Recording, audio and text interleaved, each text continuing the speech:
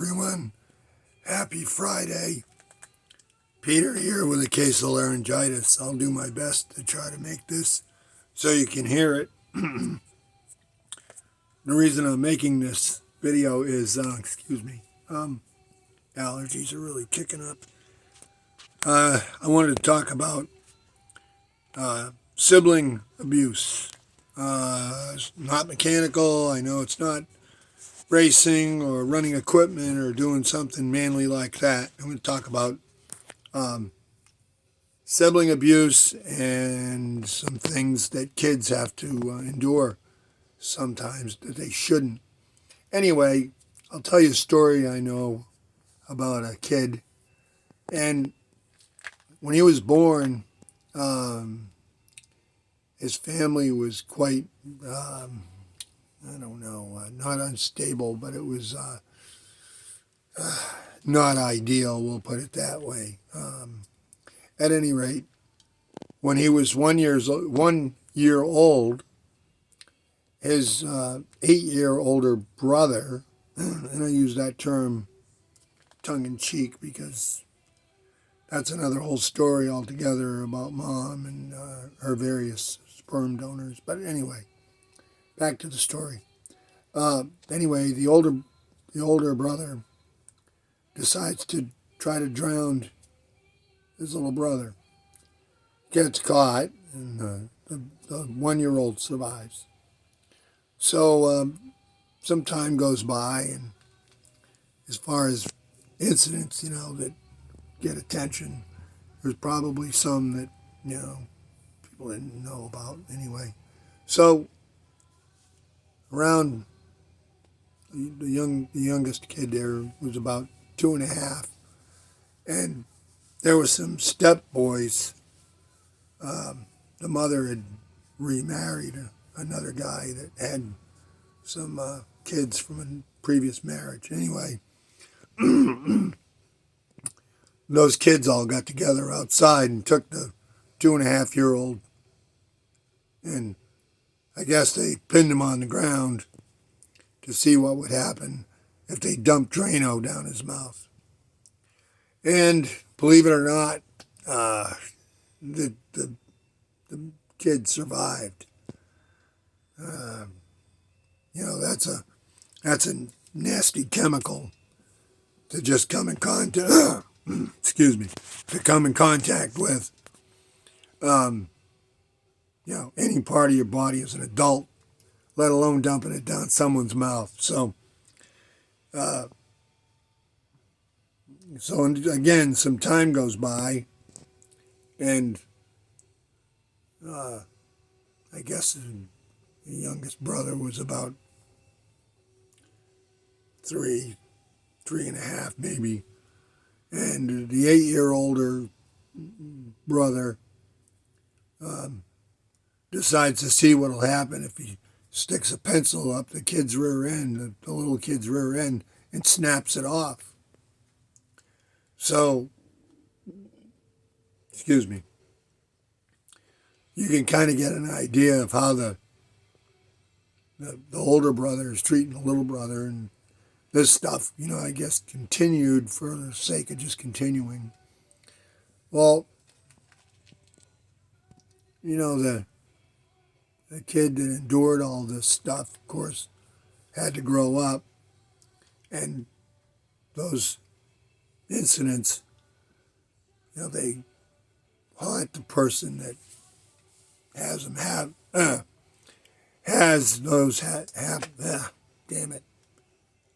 has those two sort of things happen to them. They're traumatic. I mean, you just can't imagine it. So, it makes you wonder about society as a whole and how we treat each other as people. And, there's jealousy, and there's various forms of envy, and,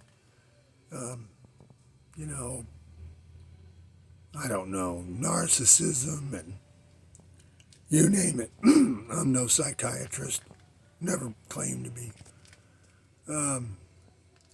Anyway, back to the kid that was getting abused, sibling abuse. As an adult, he ended up having problems with his rectum.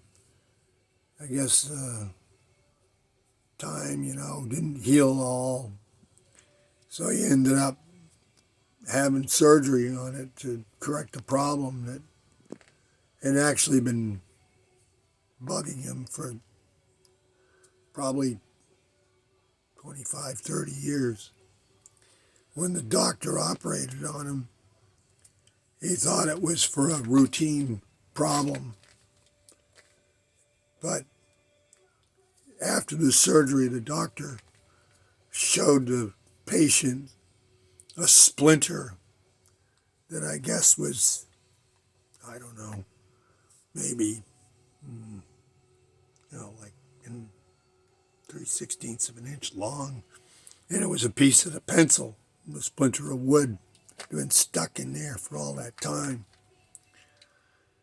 And you can imagine the problems that it caused, and those sort of things.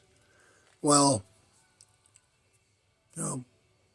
back to when the kids were little, the parents evidently weren't taking any of it serious. And, that didn't help matters. So, when I don't know, when I hear this kind of stuff these days, it kind of makes me ill, But something I need to tell you folks. That kid was me. I was the one that had the 8 years older brother, and I hate to say it because no brother treats his brother like that. But he did. And I've endured it all these years, and I've kept it to myself. I've only told the closest people to me. And the funny thing is, it's embarrassing. I didn't do those things to myself. There's no reason to. And it didn't stop at home, By the time I was 6 years old, maybe 7, there were some kids that were, a few years older than me, 6, 7 years old. So to make me like 7 and then like 12, 13. And, they wanted to go sleep out like kids do and all that sort of thing. And two occasions, they came on to me sexually and wanted, I don't even want to tell you. I didn't participate in it. It was sickening. I left and went home and then walked home in the dark, and it just wasn't, it's repulsive and disgusting. And you just, when you talk to someone and they may act a little funny or have like a wall or something, that, it's not you, it's not necessarily you, it's just you become hypervigilant as you age from these experiences. And they're horrible events, and they really are. And that's why I think this new society, the attitudes of, indoctrinating the kids and trying to brainwash them. And I'm not getting into all the woke stuff and the critical race theory and all that rubbish. I'm just not going to get into it. I'm just saying, I know firsthand what kind of filth people can generate. And here's the long and short of it.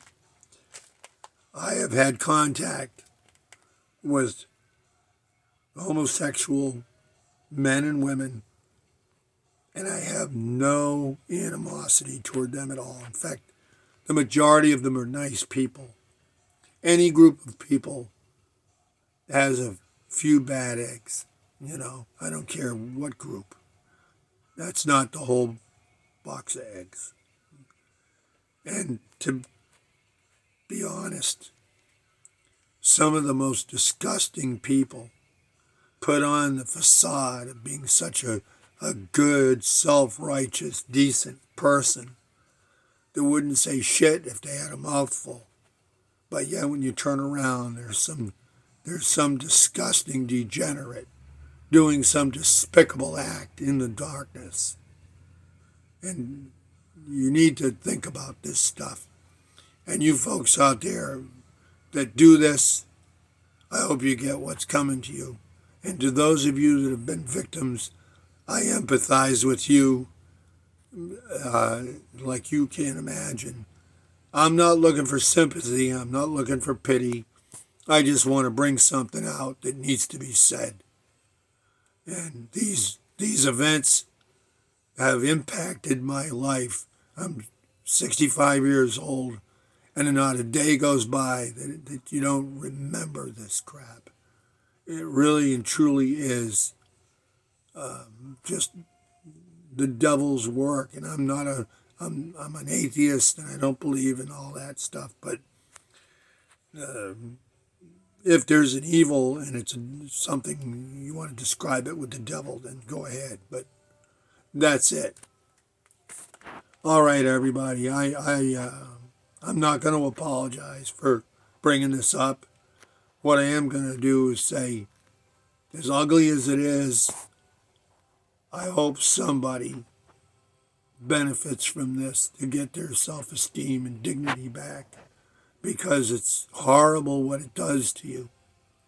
You have to remember that, when you're a little kid, you're as innocent as the wind-driven snow, no joke, and you're just delighted to be alive, and you're fascinated by life and the things that come with it.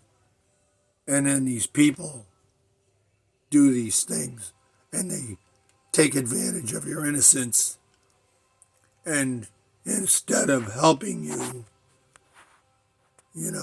find your happiness, they start your life off with these despicable acts.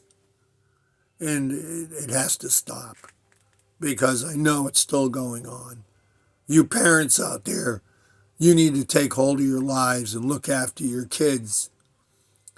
Don't let the schools raise your children. And that's one of the big problems right now. And I'm not, like I said, I'm not going to go into it, because it's all connected way back, like the 50s and 60s.